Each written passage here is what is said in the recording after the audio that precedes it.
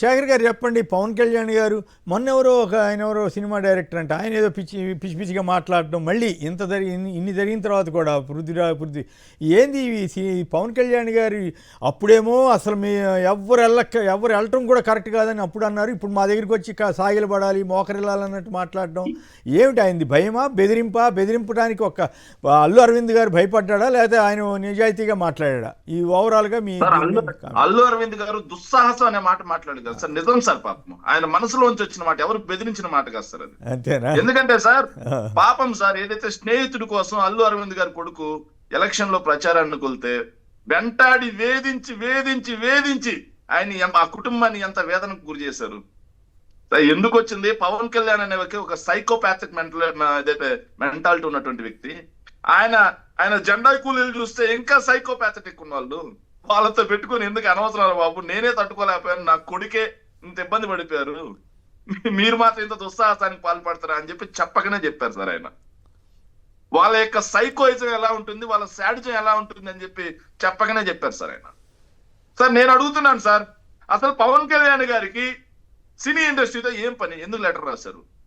ఆ సినిమాటోగ్రఫీ మంత్రివర్యులు ఆయన ఏమన్నా కాదు కదా. మరి నువ్వెవరు రాయడానికి పవన్? నీకేంది ఆ సంబంధం? ఆ రోజు అడిగావు కదా నువ్వు. సినిమా అనేది ఒక ప్రైవేట్ ఇండస్ట్రీ, ప్రభుత్వానికి ఏం సంబంధం? వాళ్ళు సంపాదించి ట్యాక్సులు కడుతున్నారని చెప్పేసి ఆ రోజు నువ్వు గగ్గోలు పడ్డావు కదా. ఆ రోజు నువ్వు రెడ్డి తేల్చుకోవా అన్నావు కదా. మరి నువ్వు కాపు వాళ్ళు కాపు తేల్చుకోవచ్చుగా. అదేంది ఇదే కొత్త పాయింట్ చెబుతున్నారు. ఆ రోజు అన్నాడు కదా సార్, దిల్రాజు గారిని పట్టుకొని, ఆ రోజు దిల్రాజు గారిని పట్టుకొని అన్నారుగా. నోటికి ఏ మాట వస్తే ఆ మాట ఊగిపోతూ ప్రసంగాలు. సార్ నిజంగా ఎంత నిస్సిగ్గుగా రాజకీయాలు చేయాలా? జగన్మోహన్ రెడ్డి గారి ఇంటికి పిలిపించి ఇస్తరేసి అన్నం పెట్టి, రాగి సంగటి నాటుకోడి పెట్టి, శాలువ కప్పి బొకే ఇచ్చి, అయ్యా మీరు ఇడికి రండి, స్టూడియోలు కట్టుకోండి, భూములు ఎంత కావాలంటే ఎంత ఇస్తా, ఆంధ్రప్రదేశ్ మార్కెట్ ఎక్కువ, అదేవిధంగా ఆంధ్రప్రదేశ్ లో ఎక్కడ చూసినా సరే మంచి అందాలు ఉన్నాయి, లొకేషన్స్ ఉన్నాయి, తీసుకోండి అయ్యా అని చెప్పి జగన్మోహన్ రెడ్డి గారు పిలిచి కూర్చోబెడితే, జగన్మోహన్ రెడ్డి గారి మీద విషం జిమ్మిన ఈ పెద్ద మనిషి ఈ రోజు అదే ఫిల్మ్ ఇండస్ట్రీని, అదే సినిమా డిస్ట్రిబ్యూటర్లని, ఎగ్జిబిటర్లని, సినిమా థియేటర్ ఓనర్లని మరి ఎందుకు బెదిరిస్తా ఉన్నాడు? తన సినిమా కోసం కాదా?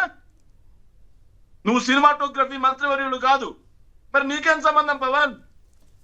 అసలు నువ్వెవరు? నువ్వెవరైనా అడుగుతున్నా. థియేటర్లన్నీ ఇప్పుడు తనిఖీలు చేయిస్తారట. అంటే ఆయన సినిమా ఈ గొడవ లేకపోతే తనిఖీలు చేయకపోయినా పర్వాలేదు, ట్యాక్సులు కట్టకపోయినా పర్వాలేదు.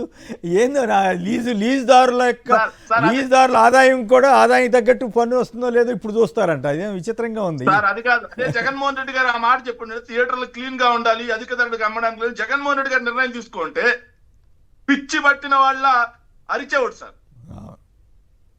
సో ఆయన మాత్రం ఏమేం చేయొచ్చు సార్. సార్ నేను అడుగుతున్నాను సార్ పవన్ కళ్యాణ్ గారిని, ఇంత నిస్సిగ్గుగా ఈ రోజు నువ్వు సినిమా నటుడివి కాదు, రాష్ట్రానికి ఉప ముఖ్యమంత్రివి, మంత్రివి. నేను అడుగుతున్నాను సార్, నందికొట్కూరు నియోజకవర్గంలో బాలిక అత్యాచారం హత్యతో మొదలై నేడు కడపలో 4 ఏళ్ల బాలిక హత్య వరకు రాష్ట్రంలో ప్రతి పూట ఆడపిల్లల మీద అఘాయిత్యాలు జరుగుతూ ఉన్నాయి సార్. మరి ఆడపిల్లల గురించి అంతలా గొంతు చించుకొని మాట్లాడిన పవన్ కళ్యాణ్ మరి నేడు ఎందుకు నో రెస్పాన్స్? అదేవిధంగా తన శాఖలో పని దినాలు లేక ఉపాధి కూలీలు ఇబ్బంది పడతా ఉన్నారు, జీతాలు లేక ఏదైతే ఆ ఉద్యోగులు ఇబ్బంది పడతా ఉన్నారు. మరి దాని గురించి పవన్ కళ్యాణ్ నో రెస్పాన్స్. ఆయన యొక్క శాఖలోనే ఉపాధి హామీ యంత్రాలతో చేస్తా ఉన్నారు సార్. మాట్లాడతాడు. క్లోజ్ చేయండి, టైం అయిపోయింది, క్లోజ్ చేయండి sir. 1 minute sir, close. No response sir.